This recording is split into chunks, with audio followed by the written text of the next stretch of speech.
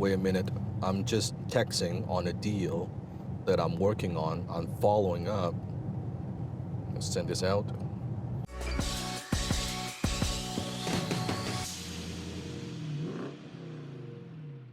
Let's say after a closing call, after a sales call, the prospect says to you, I want to think about it, maybe later or maybe call me back. I need to talk to my business partner. How do you follow up without coming across too aggressive, without coming across salesy? What do you do? Because when you follow up too much, it seems that you're desperate, and you never want to be desperate. If you don't follow up enough, then chances are you might lose their deal. What do you do? What do you do when they say they are not interested? It has a lot to do with your first initial call.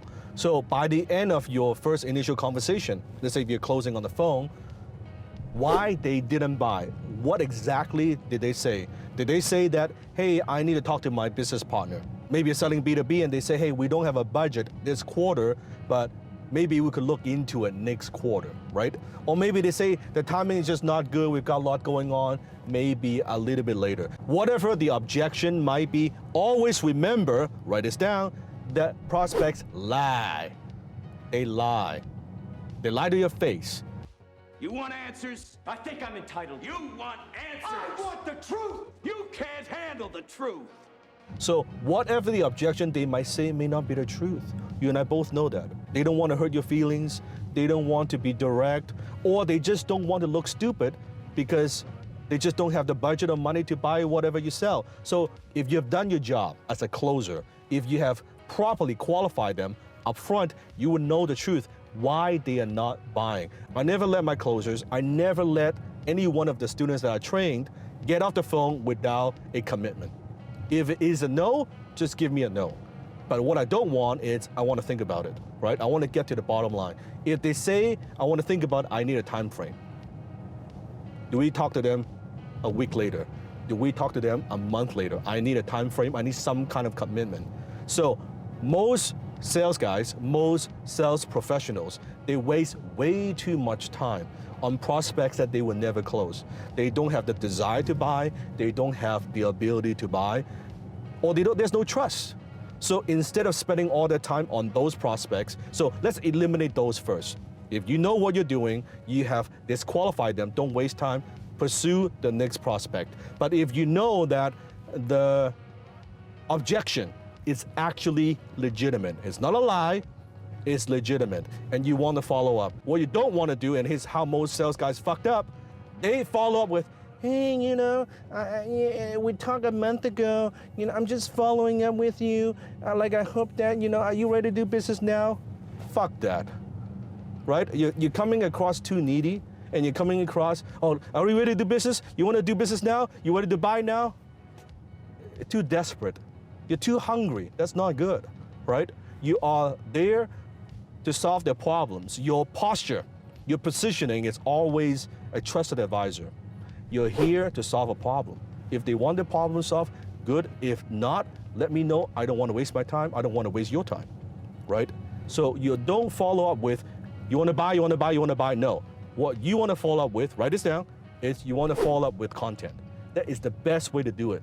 Let's say I'm on the phone. I just talked to a prospect. He's not ready to buy a B2B deal, let's say $100,000 deal. Not ready to buy, Q3 they're ready to buy. Now, the first initial call, I've written down all the notes, their pain points, their companies, everything that they're going through, what they need and why they buy and why they would not buy, right? What problems are they actually wanting to solve? I have their profile. So when I follow up, here's what I do. It works. You follow up with content and you follow up with value. Let's say this particular prospect who I couldn't close, didn't close yet, they have problem with getting leads. Let's say that's the problem. They have a problem with leads, a constant flow of leads. Then I would keep dripping, keep following up content, personalized content by the way, with them and say, hey, here's something that you could read. Here's a podcast that you could listen to. Here's a video that you could watch. Here's a white paper, something. Every single time you are in touch with them, you give them some kind of value. And you are very, very subtly asking, how are things? Not even trying to close. Hey, do you still have that problem? How's that situation? Have you solved your lead problem yet? What kind of things are you doing to get more lead flow? Oh, here's something that is working for my client right now. Would you like to take a look? Here's the best practice. Here's an article that would benefit you. You keep being in front of them, top of mind awareness, but not in a pushy kind of way, but in a helpful, useful, practical kind of way. You're in front of them. I know the next question you're gonna ask me, well, how often should I follow up? It depends, right? It depends. For some, you might want to do it once a week. For some, you might want to do it once a month. Depends on the transaction size, depends on what you're selling, right? If you understand what you're selling, you will come to your own conclusion. That common sense you should know. You will know that more than I do. But certain frequency, you put that in your CRM so you know it triggers, you're gonna follow up with this person consistently. And sometimes depends on the deal size, you might take multiple follow-ups, and that's perfectly fine. But what you don't wanna do is keep hammering and keep chasing people. Hey, you ready to buy? No. Value, value, value, value. And one thing very strange would happen to you. It would contact you and say, hey, now I'm ready.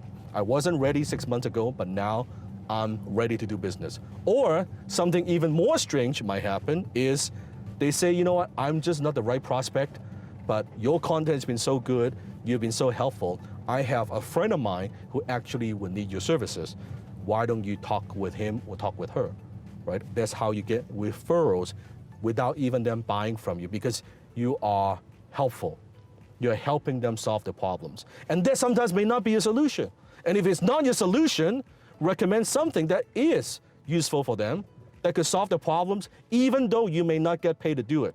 It is the right thing to do, it is the smart thing to do, because it builds relationship and it builds trust. So bottom line, when you follow up with a prospect who are not interested, you gotta make it all about them. Don't make it about you, don't make it about your product service, make it about them. You have to always appeal to their self-interest. And this has a lot to do with just the fundamental of closing. You have to know some of these procedures.